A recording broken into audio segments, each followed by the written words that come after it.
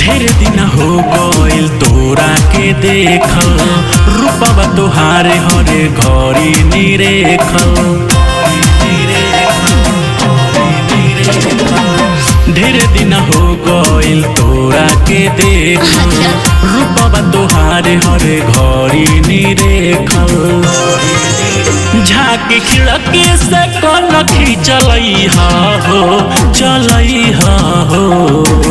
हमरा गलिया जब तू फल बेचैहा हो, बाबू सोना जानू कहि के बोलैहा हो, बाबू सोना जानू कहि के चिलैहा हो।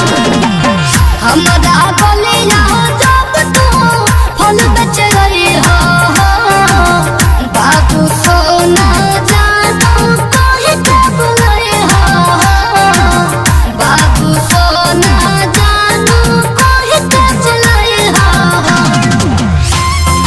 जानू जानू जानू जानू जानू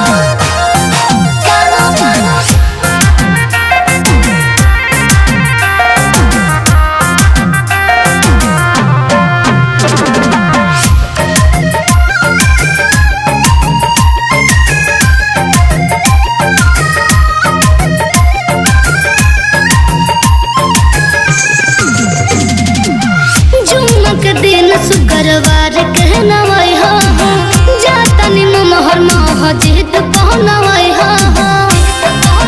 बुझल?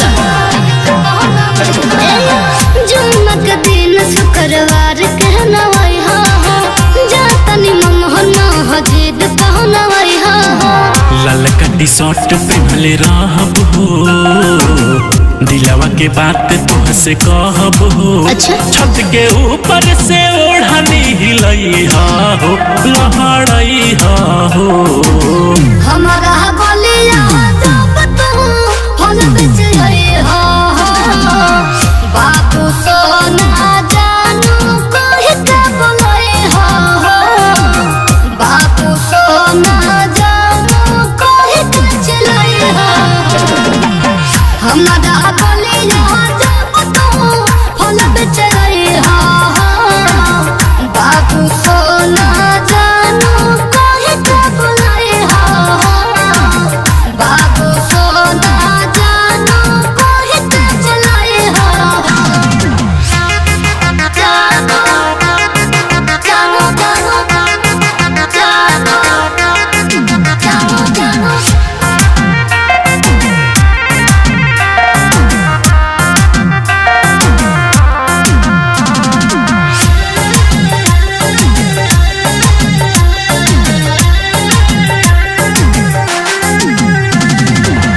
जन जयोनी कब कहरी पिटाए हो, तू ही तो हवा मोरा दर्द के दवाए हो।